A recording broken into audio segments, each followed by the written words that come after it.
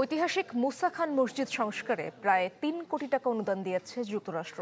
সকালে ঢাকা বিশ্ববিদ্যালয় এলাকায় প্রাচীন এই মসজিদটি পরিদর্শন করেন মার্কিন রাষ্ট্রদূত, সংস্কৃতি মন্ত্রী সহ অন্যান্যরা। এ সময় রাষ্ট্রদূত ব্রেন্ট ক্রিস্টেনসেন জানান, দুই দেশের সম্পর্ক জোরদার করতে এমন আরও ঐতিহাসিক স্থাপনা সংরক্ষণের সহায়তা অব্যাহত রাখবে যুক্তরাষ্ট্র।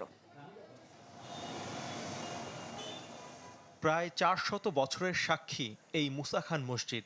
ঢাকার যে কটি প্রাচীন মসজিদ আছে তার মধ্যে অন্যতম এই মসজিদটি নির্মিত হয়েছে বাংলার স্বাধীন শাসক ১২ ভূঁইয়ার প্রধান ঈসা খানের ছেলে মুসা খানের নামে। বলা হয়ে থাকে এটি নির্মাণ করেন মুসা খানের দৌহিত্র দেওয়ান মনোয়ান খান। কালের বিবর্তন আর অযত্নে বিবর্ণ হয়ে ধুঁকছে ঐতিহাসিক এই স্থাপনাটি। মঙ্গলবার সকালে এই মসজিদটি পরিদর্শনে আসেন ঢাকায় নিযুক্ত মার্কিন রাষ্ট্রদূত ব্রেন্ট ক্রিস্টেনসেন। জানান, ঐতিহাসিক স্থাপনাটিকে সংস্কারের জন্য $২৫০ অনুদান দিচ্ছে যুক্তরাষ্ট্র। এ সময় ছিলেন সংস্কৃতি মন্ত্রী নিতাই রায় চৌধুরী এবং ঢাকা বিশ্ববিদ্যালয়ের উপাচার্য ABM Obaidul হকও। We are proud to have helped Bangladesh preserve its rich culture over the last 2 decades through the Ambassadors Fund for Cultural Preservation. We have done several projects in architecture, several projects in culture. I've had the chance to visit 3 so far myself.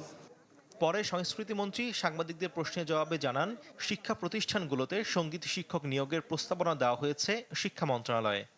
আমরা প্রত্যেক জেলা এবং উপজেলা লেভেলে এবং school লেভেলে আমরা cultural activity ছড়িয়ে দেব এবং প্রত্যেক স্কুলে আমাদের মন্ত্রণালয়ের তরফ থেকে আমরা সমস্ত শিক্ষা প্রতিষ্ঠানে স্কুল মানে প্রাইমারি এবং হাই স্কুল লেভেলে আমাদের সেখানে ক্লাস্টার মানে হিসাব করে একটা উপজেলার থেকে বিভিন্ন জায়গায় গিয়ে সেখানে সঙ্গীত শিক্ষা দেবে পড়াশোনার পাশাপাশি।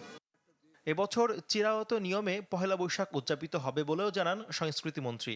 তবে আনন্দ নাকি মঙ্গল কোন নাম থাকছে এ নিয়ে স্পষ্ট উত্তর দেননি। মঙ্গল শোভাযাত্রার মধ্যে যতখানি আনন্দ আছে ওই আনন্দ শোভাযাত্রার মধ্যে একই ধরনের আনন্দ আছে, আনন্দের কোনো পার্থক্য নেই। শফি মাহমুদ সাগর, চ্যানেল 24, ঢাকা। নতুন বাংলাদেশ গড়তে এলো জুলফিকার স্টিল। জুলফিকার স্টিল, ইস্পাত দৃঢ় অঙ্গীকার।